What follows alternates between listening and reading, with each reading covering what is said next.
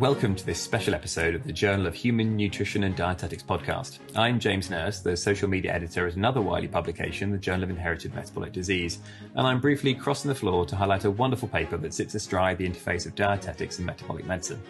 My guest for this episode is Sarah Firman, a senior specialist dietitian at Guy's and St Thomas's NHS Foundation Trust and a research assistant at King's College London, with research interest in inherited metabolic diseases. And we're talking today about her work, knowledge, perceptions and behaviours regarding dietary management of adults living with phenylketonuria. Sarah, thank you for taking the time to speak with me. Thanks, James. So within inherited metabolic diseases, phenylketonuria or PKU is one of our most common diagnoses, but for many dietitians, it's really much more of a footnote. Could you briefly explain the condition and what it means for your adult patients?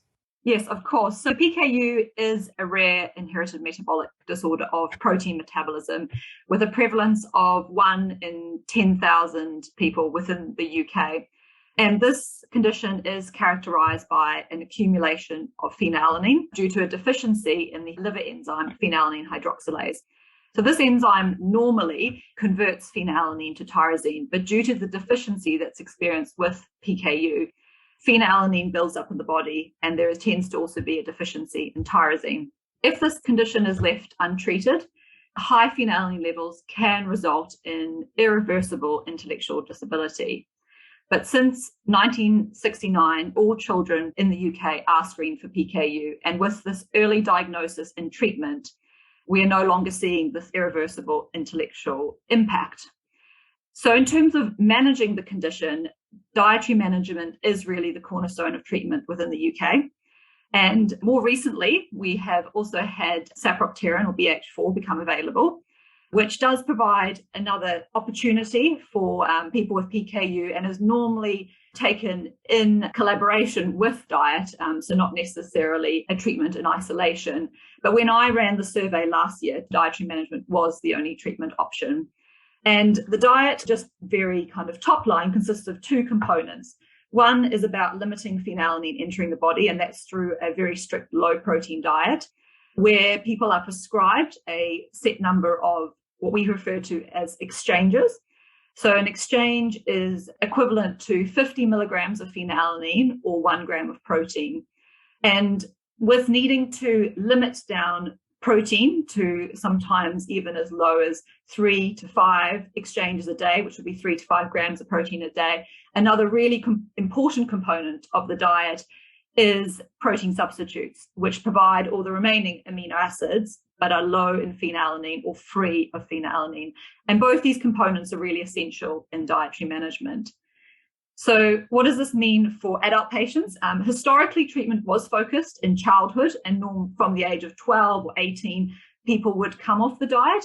But more recently, recommendations have advised lifelong treatment. The implications of PKU long-term and the outcomes later in the life are still yet to be determined, and there's a lot of work in that area. But since those recommendations have come out, we've seen a really big increase in adults expressing interest to return to diet. But amongst the adult cohort, there's a huge variation in dietary behaviours. Some have been on diet their whole lives, others have come off diet and remained off diet, and some have come off for a period of time and then returned back to diet. And we see within our adult patients that high phenylalanine levels do for some have quite significant impacts. They can affect attention deficit, mood disturbances, and impairments in executive function. And for a lot of people, that is really the motivation to return to diet. You started to allude to it there. The idea of the diet for life remains relatively recent in the UK, where we went from telling families they could liberalise to saying that they should be more strict throughout life. And it is a really difficult diet to follow. I mean, you've explained it beautifully, but it really glosses over the difficulty of just having 5 grams of protein a day, for example. What's currently known about the challenges people with PKU face when it comes to sticking to the diet? Completely. The diet is incredibly complex. It requires knowledge of these exchanges, protein, phenylalanine, being able to count exchanges, extract information from a label and do mathematical equations to work out how much to weigh of a food product to get a certain amount of exchanges, as well as finding a routine where protein substitutes can be taken sometimes 3 to 4 times a day. And then add this to the already busy lives that people with PKU are living, balancing these dietary demands with work, travel, social life. And then on top of that, sometimes the neurocognitive and psychosocial impacts that PKU can have makes for a really, really challenging process of sticking to this diet. And we know that adherence to diet does reduce with age. And this was one of the big motivations as to why we undertook the study, to really understand more about what are the factors that influence dietary behaviours, to see how we could inform our clinical practice to improve the outcomes for adults with PKU.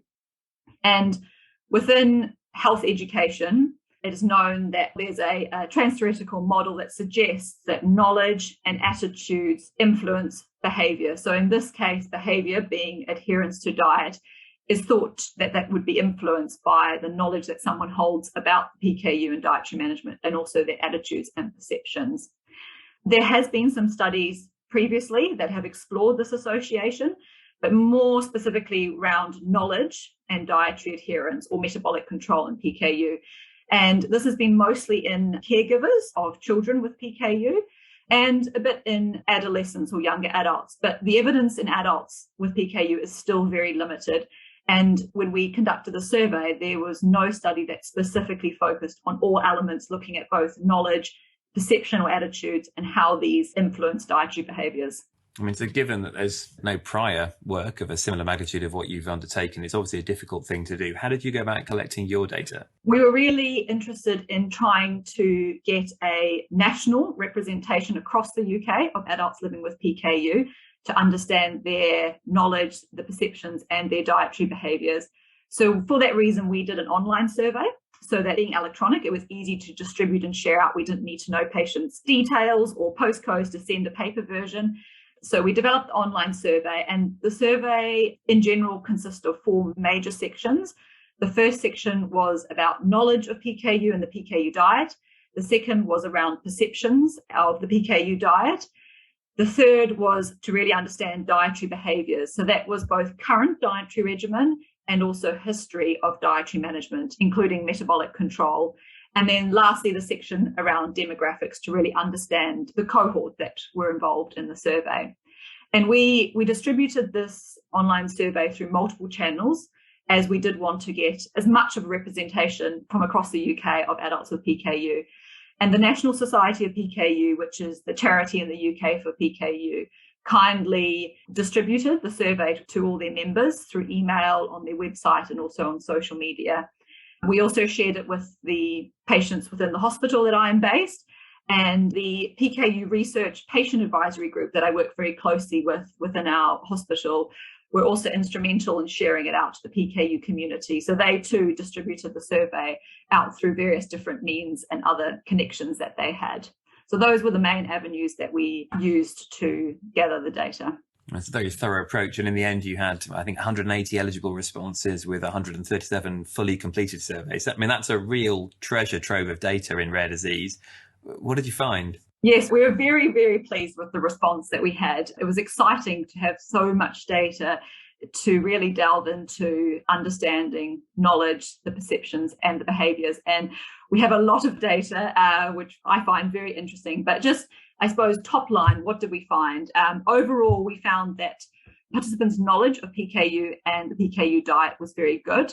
However, when there was questions that were more specifically focused on understanding PKU or knowledge around PKU exchanges of common foods, and also questions that required extrapolation of data from food labels and calculations to be able to report how much protein was in a product, there was much greater variability in the answers being correct, incorrect, or participants reporting that they were unsure of the answer. We also found that knowledge was significantly associated with whether a respondent had always been on diet, had returned to diet, or were currently off diet. So the knowledge score was much greater in someone who had always been on PKU diet the whole life compared to someone who was off diet. But interestingly, there was no significant difference between the knowledge someone held if they had always been on diet for life or had returned to diet recently. So that what we found was quite an interesting finding. In terms of perception of the PKU diet, majority of participants, their perceptions of the diet were not associated with dietary behaviours.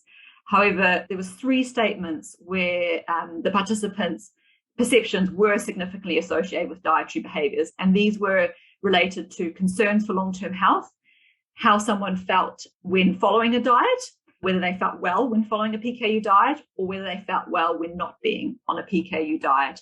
So those are just very top line findings. And within that, we delved into each finding a lot further. So if anyone is interested in reading the paper, it is available on open access at the Journal of Nutrition and Dietetics. As you say, the paper is available to read. As you've mentioned, huge amounts of data. Were there any surprises tucked in there? I think delving in a little bit more into the statements around perceptions of the diet, we found it really interesting to understand the behaviours of participants who disagreed versus agreed with the statements. So some of the really interesting points were participants who were off diet. 60% of them agreed that when following a diet, the diet would keep them well. And 13% of participants who were off diet also reported to feel unwell when not on a PKU diet. So this is interesting, and I suppose highlights the complexity of behaviour and behaviour change, and maybe even draws in the concept of the trans-theoretical model of change, in that just holding the belief or knowing that the diet could keep them well isn't necessarily result in behaviour change. There's so many different elements that play into why we do what we do. The other interesting point was around participants who were currently on the diet. 86% of them still remained concerned about their long-term health when on the diet. So we found this really interesting, that even when on a PKU diet, there is still concern about someone's long-term health. And this has just really highlighted to us the complexities and the factors that influence adherence to diet, and I suppose the further research that really needs to go into this area to unpacking this and understanding it. The other point, which I did mention briefly, was interesting around the fact that there was no difference in knowledge between those who had returned to diet and those who had always been on diet.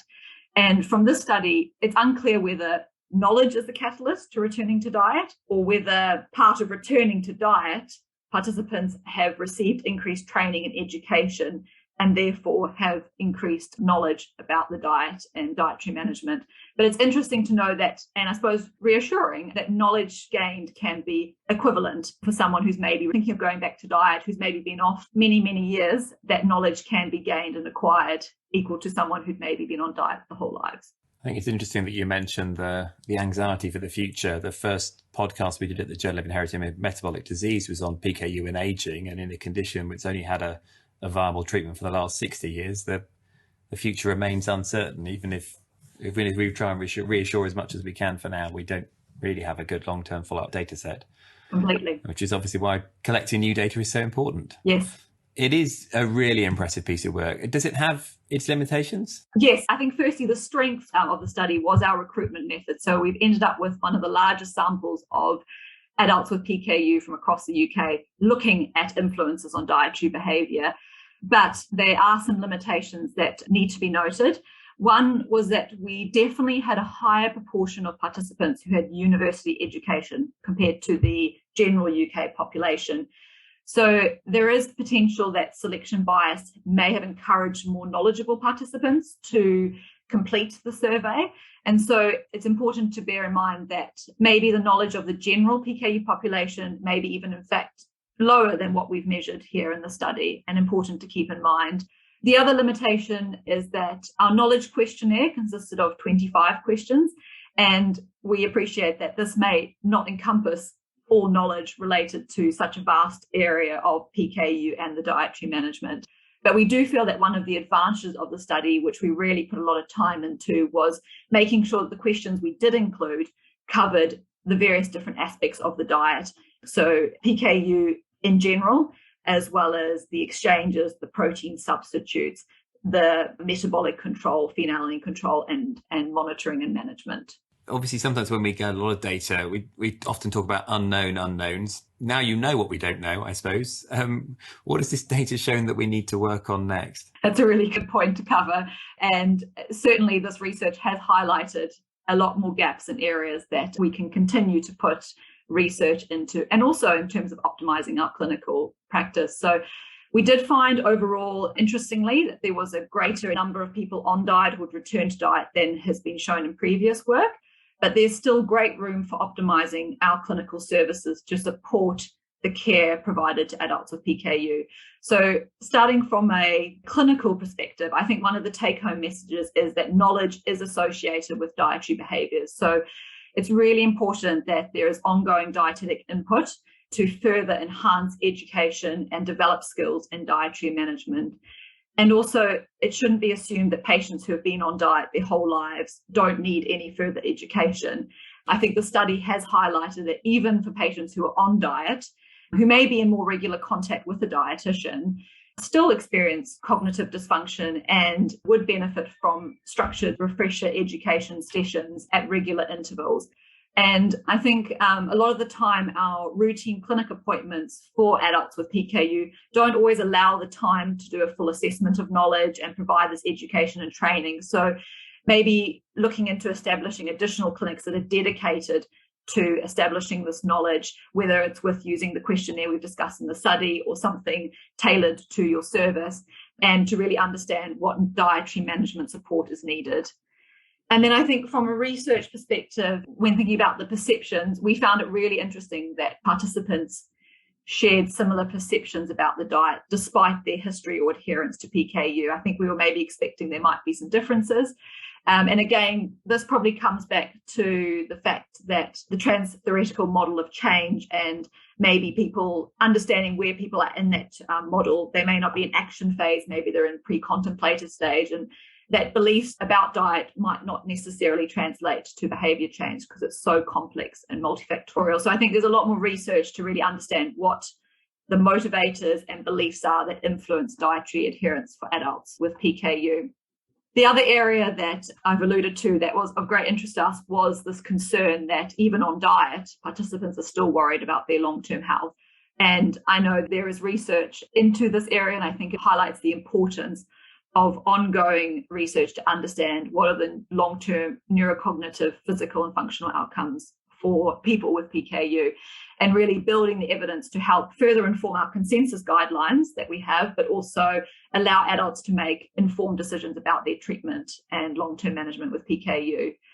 And lastly, I'd say another area that's been highlighted that I haven't actually discussed as one of the findings, I didn't mention earlier, but participants who disagreed with the statement that PKU diet provides all the protein needed for exercise, they tend to consume more exchanges than what was actually advised. So they were taking above what the health professional were advising. And we know from the 2017 European Society guidelines of PKU that we don't have enough evidence around exercise in PKU to have any set recommendations. So it's unclear how exercise impacts PKU in terms of metabolic control, but also protein requirements. And I think the study has just highlighted that concerns exist amongst people with PKU, and it's another area of interest for future research. Well, it's a fascinating paper, and I'd certainly urge listeners who are interested to go and read it. And it sounds like we'll be hearing more from you in future because you've obviously got an active research program ahead of you. If you would like to read this paper, be sure to click the link in the podcast description. And if you want to stay up to date with the latest dietetic research, please subscribe to the JHND podcast, or why not download the Wiley online library app and add the Journal of Human Nutrition and Dietetics to your favourites list. Sarah, thank you again for your time today. Thank you so much, James, for having me. And thank you for listening. Goodbye.